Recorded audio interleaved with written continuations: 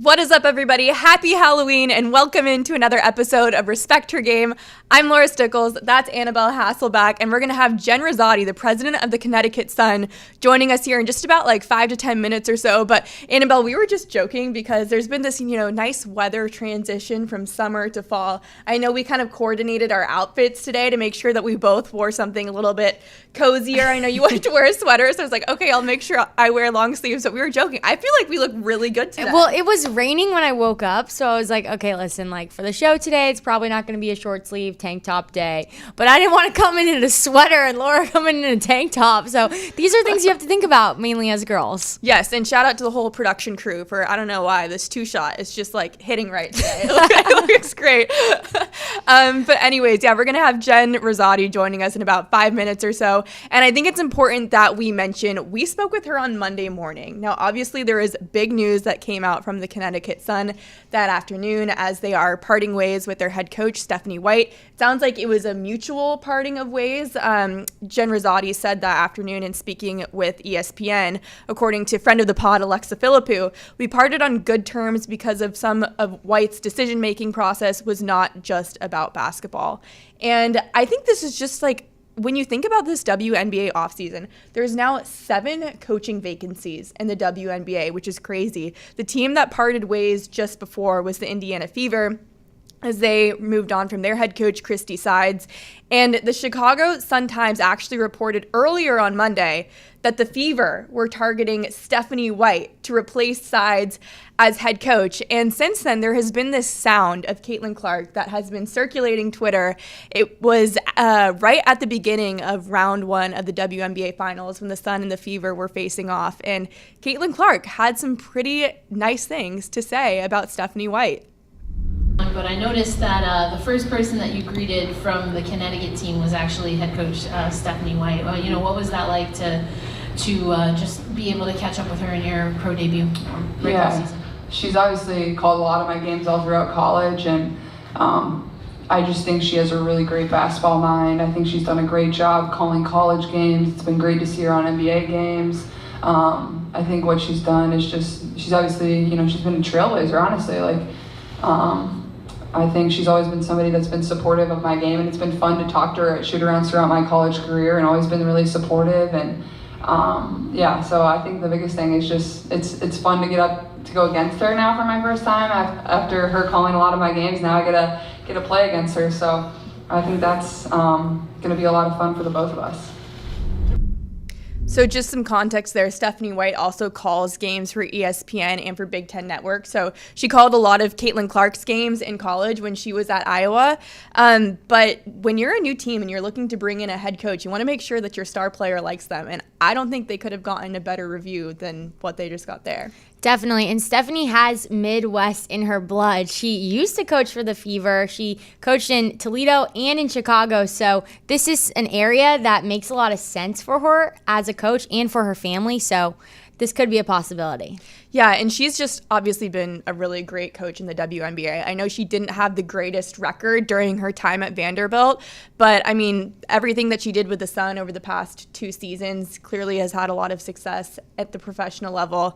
And yeah, I mean, I do think it could be a good fit with the Fever. She has a great X's and O mind, and it sounds like the players really like her in Indiana. So time will tell. We didn't get to talk to Jen about it because, like I said, that news broke just a couple hours after we spoke with her. But she kept her poise very well, I will say. Yes, but she knew that was happening. We were asking her all these questions, so kudos to her. But you could tell she had places to be during that interview. But no, we did cover so much other topics during that conversation. We talked about her time at UConn during a player back in the 90s, which I thought was really interesting, as well as what it's like being a coach versus a president. So without further ado, here's Jen Rizzotti. We're so excited to welcome onto the show Jennifer Rizzotti. She's the president of the Connecticut Sun, and we actually had her right after their season debut against the Indiana Fever at the very beginning of the season, and now we're getting you a week and a half after the WNBA finals conclude. So you're the perfect bookend to the season for us. Thank you so much for coming back on. Yeah, no problem. Happy to be here. So I think Annabelle and I both wanted to talk to you a little bit more just about your backstory and where everything started for you. And I know that your career really began for you at UConn. And I know right now at UConn, like the women's basketball players there are celebrities because I mean they're such amazing players, right? And obviously the teams that you were on at UConn were fantastic as well. But what was it like playing at UConn back in the 90s? Well, I will say it was very different than it is now. It took us a little while before we actually became somewhat of celebrities on the UConn campus. But yeah, it was my freshman year. You could get a seat for any game pretty close to the court. We were not selling out at that point. I think we had just started our relationship with CPTV. So, people were really starting to have that access to UConn women's basketball. And we started to having more and more success, and it grew from there until my junior year where we were selling out every game, and it was hard for us to even walk around the state of Connecticut without getting recognized. So it came a long way just in the short time that I was there. And then just looking now 40 years later from when Gino started to going into his 40th season, it's a whole different ballgame as a UConn student athlete in terms of expectation and pressure and recognizability as far as players go, social media presence, just kind of their process around branding themselves as student athletes. It's something we never even had to think about as players back then. Okay. Said you were a lot more recognizable towards the end of your career there, but with that 35-0 season, how did you guys stay humble and how did you become unbreakable that season with, that newfound attention on you? Well, I think it comes down to great leadership, between Gino at the top. I think he worked really hard to take a lot of pressure off of us as players and put it on himself. He knew what buttons to push to kind of keep us with an underdog mentality, right? Even though we were undefeated and ranked number one halfway through the season after we beat Tennessee, we still kind of were able to have this chip on our shoulder about, people's, expectation that we wouldn't be able to run the table. And then we had great leadership on our team. Rebecca Logo at the time was the face of the program, and she was National Player of the Year. And I think so many people saw what she was able to do on the court, but for us as her teammates off the court, she took a lot of pressure. She expected the best of herself. If we had a rough game or a rough practice, she took responsibility for that. So I think she allowed all of us to be the best versions of ourselves as well. You mentioned Gino, and when you think back to playing under him, is there a phrase that sticks out to you? I know I just graduated from Boston College, and there are certain phrases that I'll never forget from a coach. I can't really repeat the phrases that are the most recognizable, or memorable. No, I don't, he was very inventive, let's just say. He didn't really say a lot of the same things over and over again. There was a new sarcastic quip for every situation that you can imagine. So I don't think that he had one thing. I just know that the biggest messages that we always got from the coaching staff, and they still say it, is like play hard and play smart and have fun, right? And it seems so simple, right? But they wanted us to be not just winners, they wanted us to win the right way. And that was the messaging that came across all the time was, we're going to do this, we're going to play the right way, we're going to act the right way, we're going to win the right way. And so it didn't matter if we won by 30, if the performance wasn't up to the standard of UConn women's basketball. It didn't matter if we lost a game at one point in my career, which didn't happen a lot, if we played up to the UConn standards. So I think it was more about, our behavior and our expectation of ourselves that he ingrained in us. Yeah, that really resonates with me as well. Both Annabelle and I are former student athletes, and there are certain things that I will never forget my coach always preaching day in and day out. When was the moment for you during your 4 years there when you really realized that women's basketball there had a lot of momentum behind it and you guys were starting to become popular on campus? Probably the end of my sophomore year, I would say. that was the first year that we reached 30 wins. And we were kind of cruising along, more popularity, more student attention, a few more national televised games here and there. That's when people really, I think, started to pay attention. And then that just kind of catapulted us into, 1994, 95, where we went undefeated. And you couldn't get a ticket to a game. It was, kind of so immediate, right? From, hey, these guys are pretty good, let's go check them out, to, hey, I can't even get a ticket anymore. So it was pretty fun to be a part of that. I think that our coaching staff and again, our leaders, made sure we stayed humble. And we continue to work hard and not get distracted. I think that was a big part of that 95 season, was just enjoying the journey and staying locked in on the moment, and just appreciating each other and going through it with each other and our best friends. So I think we were able to block out a lot of that outside noise, and maybe didn't feel it as much until late in the season, when we were, going to the mall or going, somewhere to eat off campus, where people were, coming up and really wanting to celebrate our success. You started coaching when you were 25. You played professionally first for a couple of years, but then you started coaching when you were so young, which I really think is amazing. But I remember in that interview you did with Sophia, you said that you realized it was what you were meant to do. How was that you realized you were meant to do that? I don't know that there was one thing or one moment. When you're a player, you definitely can impact your teammates, and you can impact the outcome of a game based on your individual effort, your focus, and your performance. But I think when I started coaching, I realized that I could impact so many more players from my position than I could when I was playing.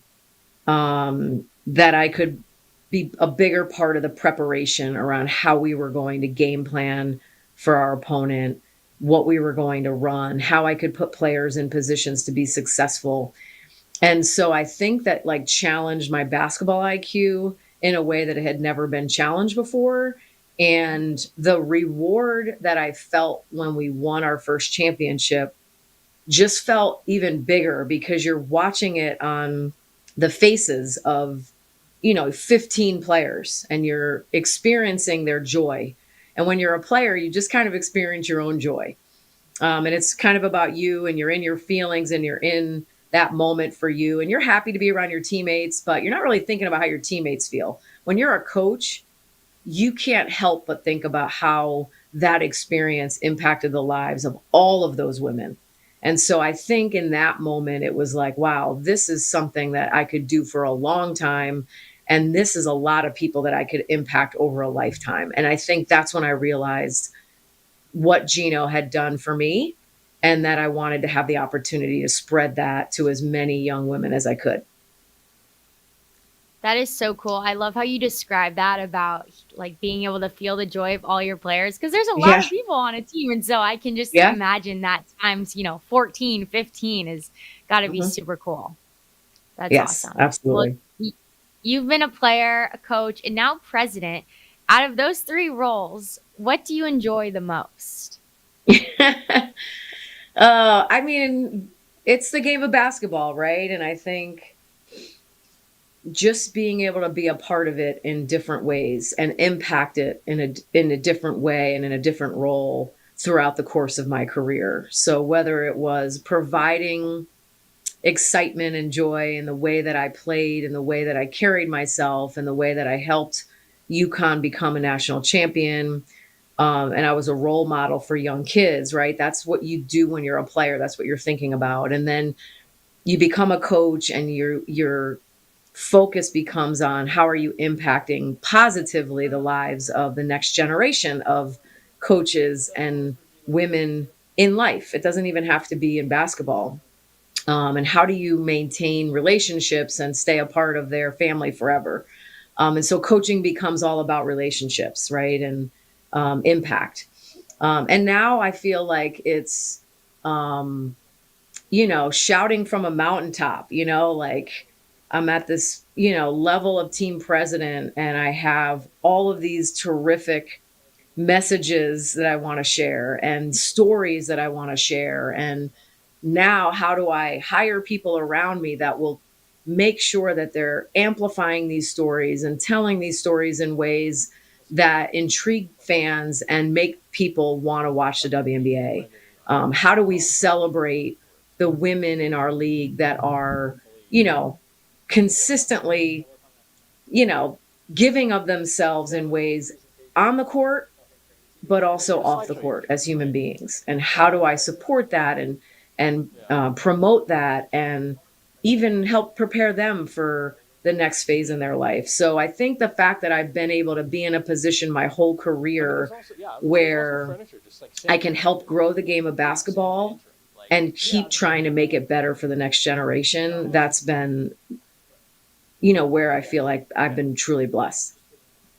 Well, one of the things that you did this season to really help promote the game of basketball, especially women's basketball specifically, especially in Boston, was execute that game at TD Garden, the Sparks Sun game. And I went and saw that game in person. And I remember when I walked in a little late. It was like in the second quarter. I walked in and like my breath was truly taken away by the environment. And I'm just wondering from your perspective, what it was like for you to really see all those fans in that building.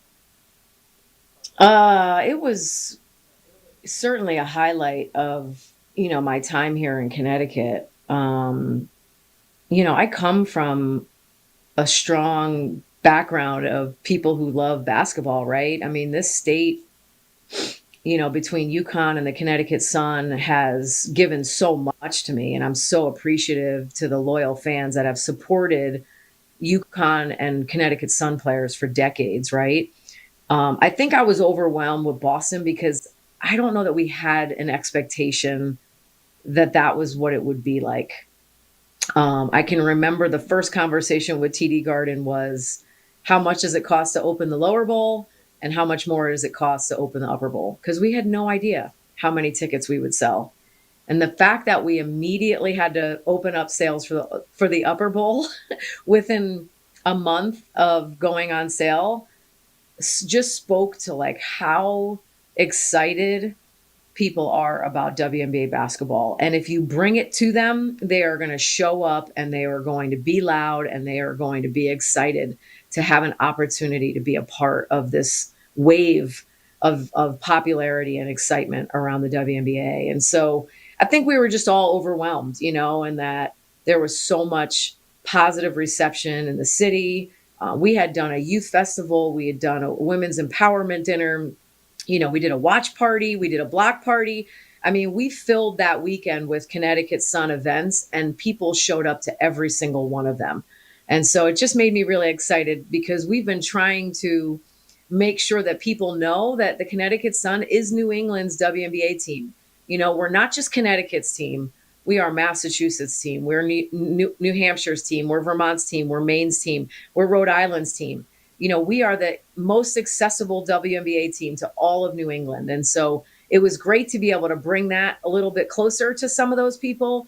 But I think also just to remind them that, hey, come down and see us play because we want to represent all that's great about New England. I know you definitely want to get fans from Boston down to Connecticut, but what more opportunities or events are you trying to plan to potentially bring the Connecticut Sun back to Boston or back to other areas of New England? Yeah, well, we definitely will be planning another game up in Boston for the 2025 season. So that's in the works as we speak. And then we've talked actually a little bit more about, how we want to attack our youth development in New England. So do we have the bandwidth now as an organization to start bringing youth clinics to other states, right? So that, instead of just being very localized, which we've done in the past, we can bring the Connecticut Sun to you, right? Whether you live in Burlington, Vermont, or you live in Concord, New Hampshire, or you're up in Portland, Maine, that you'll have access to the Connecticut Sun in your region, which will hopefully inspire you to want to come down to see us when we're in Boston or when we're obviously playing our other 20 games in Connecticut. So just reminding people how small New England is and it's easy to get around, but also being, aware of the fact that it's great to be able to bring your product to the fans and to the kids and to the youth and create a lifelong fan, however we can throughout all of the states of New England. You mentioned not expecting or really just not knowing what that lower versus top bowl would be like in TD Garden. So just how have you seen the economics of the WNBA change throughout just this specific last season? Yeah, there's been a lot of articles and conversation around the growth. I think we've seen record numbers in ticket sales. We've had a lot of franchises see record numbers in overall fans in their arena. We've seen teams like us move out of a smaller arena to play in a bigger arena and be successful selling it out. We've seen record engagement numbers and viewership numbers on TV and social media. So I think we're here to stay. I think this is what's been brewing now for a long time. I think these players coming out of college have learned how to brand themselves through social media in a way that's bringing thousands and thousands of new fans to our game. And I think that's going to continue. I don't see that slowing down. I think that the WNBA was on blast this summer. I mean, so many people had access to watching our product. And I would say for the most part, they were impressed and they were excited. And if they weren't fans before, they are fans now. And so we just need to continue to make it accessible for people to watch us, to come and see us play and be able to, have the ability to meet our players and have them be, part of their lives through the stories that we tell. I totally agree that you've seen players recently, especially in college, really be able to harness their brands and promote themselves in different ways. But I think there's another aspect to it as well, which is that pop culture has really also embraced the WNBA. How have you seen that this past year? Yeah, it's funny. I can remember post the TD Garden game, Kayla Burton wanted to ask me about drip and who had the best drip outfit prior to the game. And I said, Kayla, you're talking to somebody who used to wear her uniform to the game. There was no drip back in the early 2000s. But, I think our players have embraced so much more than just being basketball players. And it's so fun, whether it's, how they dress, the businesses that they have outside of basketball, podcasts that they're on, the social media presence that they have. We've got rappers in college. We've got, entrepreneurs in the W. We've got women creating their own makeup line or clothing line. These women have really understood the assignment when it comes to more than just a basketball player and setting themselves up for life after basketball, which is something that's really important to executives in the WNBA, is that we are helping prepare them for the next phase of their life. And as much as they all want to play basketball forever, they can't. So whether we're providing opportunities for jobs in our front office or our basketball staffs, or we're helping them promote their brands on our social media, I think it's just really important that we embrace them as a whole, right? And we embrace all of the other industries that want to be a part of the WNBA. We don't need to just be attractive to athletes or kids that want to become basketball players. We can be attractive to any kid that is excited about what somebody's doing on the court, what somebody's wearing off the court, what kind of music that we're listening to, what celebrities are showing up at our games. I think that our game has become much more entertainment, right, than just sports. And that's what has made the WNBA really fun. Yeah. Well, with all of this popularity, you've also seen the players choose to opt out of the current CBA, which isn't necessarily a surprise. I think people were expecting that. But what is this next year going to look like? Because the players in the league have about a year to come to terms with the deal. And, I really don't know what goes into these CBA negotiations. So from an inside perspective, what happens over the next year? Yeah.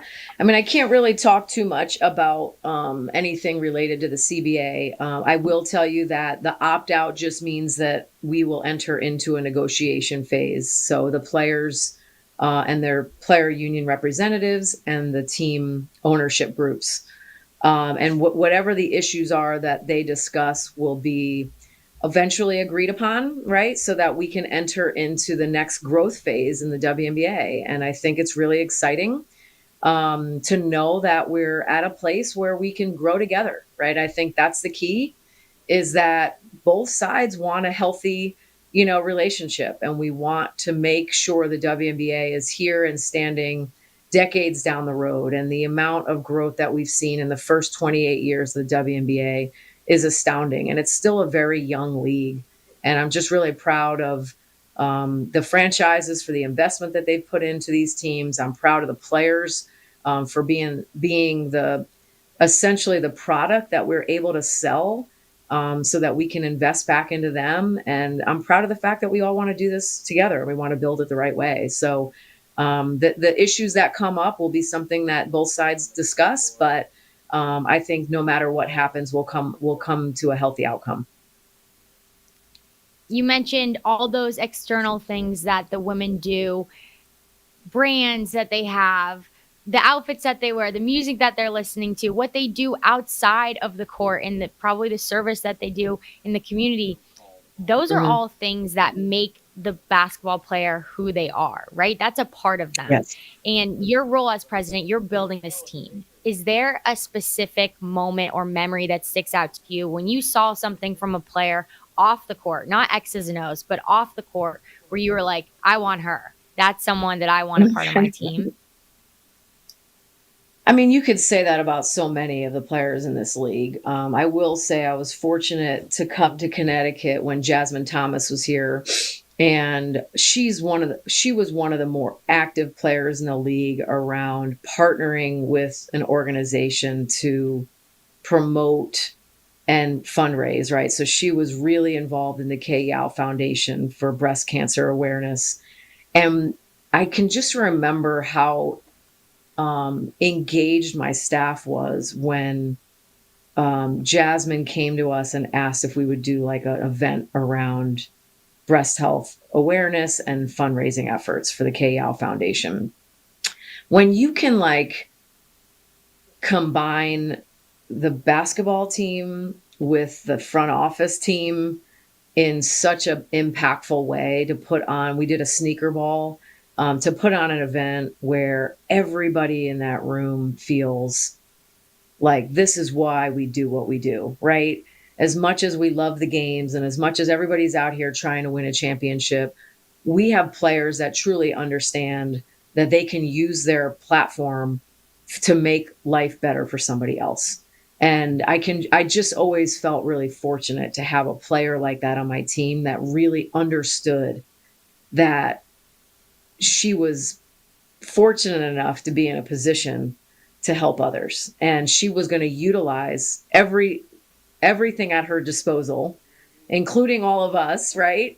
To help her accomplish her goal. And I can remember how grateful she was when we threw that event and how much money we raised and how proud she was to be able to donate it, because it just spoke to who she was as a person.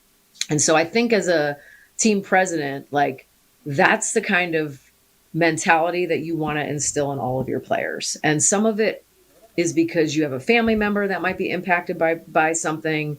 Some of that is you grew up and you want to continue to support an organization. And some of that is just a little bit of encouragement. Like, hey, this is what we're here for. You know, we got to make sure that we can put on a basketball game and get you sneakers and uniforms and turn the lights on. But we're also here for this, and we want to support you and what's important to you as a person, and use us, like tap into all the resources that we have to help you do that. And so I think that's what makes what I do really special, is that I can help provide a great experience on the court, but I can also make sure that I'm providing support and amplification for anything that the players want to be doing off the court as well. The same green screen it's always really inspiring for me when I see players leverage their influence in moments like that, and then the organization is there to support them. So, I mean, I commend the Sun. I commend everybody that was a part of that. That's so awesome. And I know we're almost out of time here, so I just have one quick one because I want to promote the college season that's about to start on Monday. And obviously, Paige Beckers, everybody's talking about her. She's the kind of consensus pick to probably go number 1 overall if all things go well for her this season. But who are some of the other players that these WNBA teams really have their eye on this season?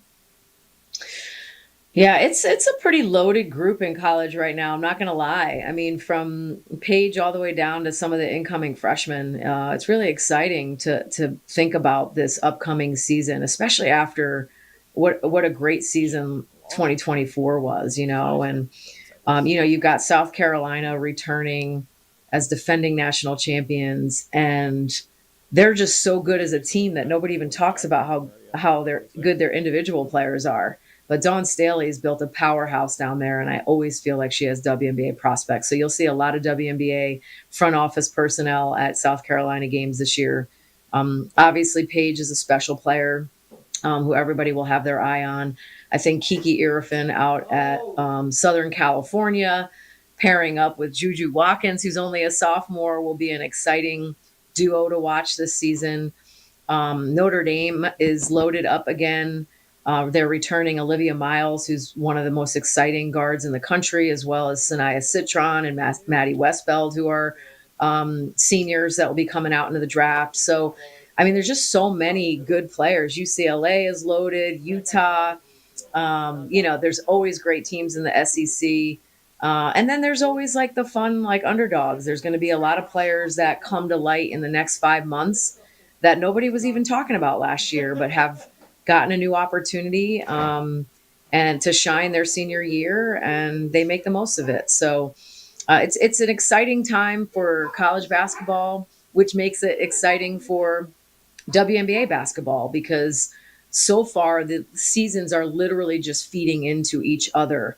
And the fans of the W are now excited on Monday to watch college basketball start up. And then when the college basketball season's over, we have our draft and the WNBA season starts right away. So it's like 11 and a half months straight of women's basketball. And I think it's great for our fan bases, and it's great storylines. And I'm just really excited to see how this college season plays out.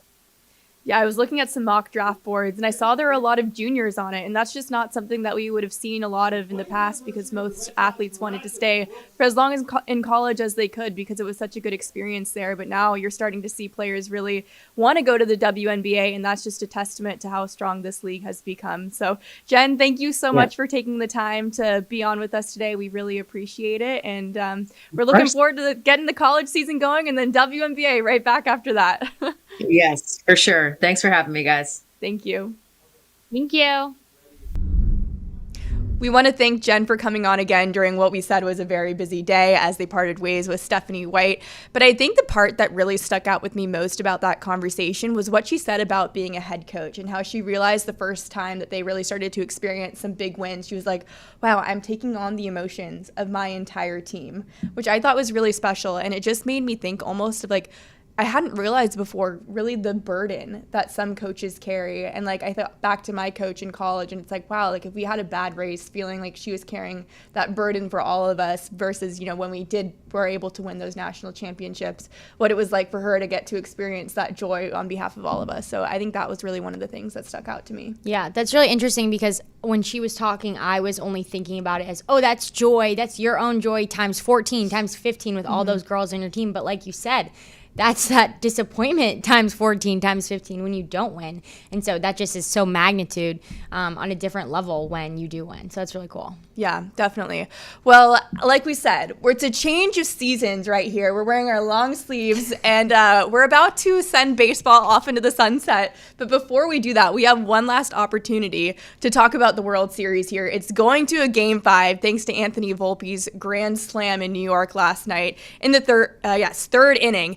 And I think, obviously the Yankees easily won that game, but really that did seem like the turning point, because then Yankees were able to put together some really good at-bats, and it just turned into being a great game for them. But the play that everybody is talking about from Game 4 is obviously that fan interference call in the first inning.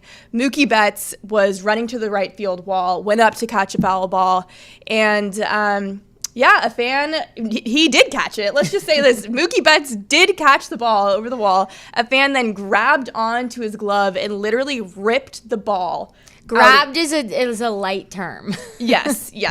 Then ripped the ball out of his glove. And I don't think I have ever seen a more egregious fan interference call. That was absolutely wild. And the funny part about that small moment was the fan who was grabbing the glove, he had this like soft demeanor, this like nice smile. It wasn't like he had this like angry face, aggressive face going for the ball. He had this like demeanor that would almost be put in like a different meme, like whatever it is, kid in a candy store, I think someone said. And so it's just funny to match those two moments. But I'm calling it right now, the memes of that guy holding onto the glove and Mookie are going to be everywhere. And I think, too, just like, I get fan interference calls when it's like there's a ball coming at you and like you instinctively make a play on it. Or even if you like reach over the wall a little bit to try to make a play on a ball.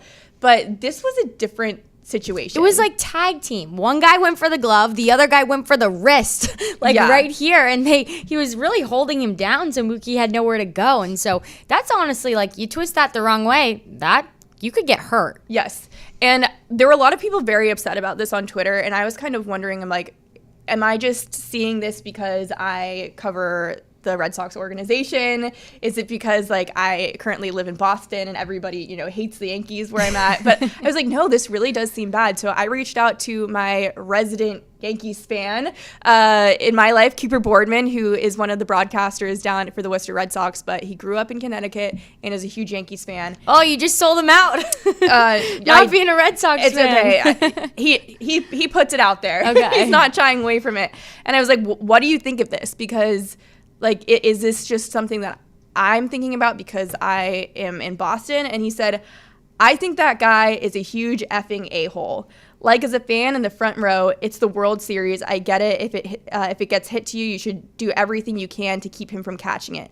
But he had already caught it, and they're grabbing his wrist. Could easily injure Mookie. Also, you paid $1,000 for that ticket and got ejected from the game 10 minutes in. Grade A, dumb. So you're hearing that from a Yankees fan. And I totally agree. Like, I thought obviously you can injure Mookie and like just have some respect for the players, like have some respect for the game, like, and just respect for the fact that you get to sit in the front row of a World Series. Don't eject yourself, like Cooper said, 10 minutes in. I think like there's some borderline fan interference calls that it's like, okay, it's like, you know what, the fan should go for it, but not in a situation like that. That was definitely crossing the line. That is so unfortunate to get kicked out that early in the game. And so I think it's a lesson that no one really feels bad for them because they're like, yeah, man, that was just such a poor decision. So tough for them. Yankees fans, it doesn't look good. Better luck next time you're in that situation.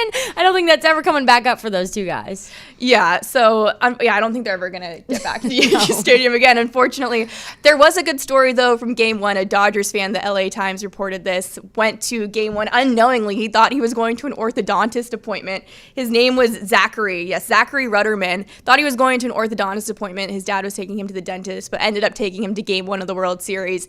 And he came away with Freddie Freeman's Grand Slam ball. So the pictures on the LA Times story, you could just see Zachary has like tears welling up in his eyes. He did. He literally had a tear like falling from his eye. It was the sweetest photo. And you can just imagine the different energy that you have going to the orthodontist. I know when I would go to the orthodontist, I'm like, I'm about to be in so much pain right now. My teeth are going to ache for the next week because, they're tightening my braces, whatever it is. So that was just so special. And there was even a line in the LA Times article that said there were other Yankees fans and people coming up to him just to celebrate what had happened for him in that moment. Yes, so definitely the right way to come away with the ball if you do get to go to a World Series game.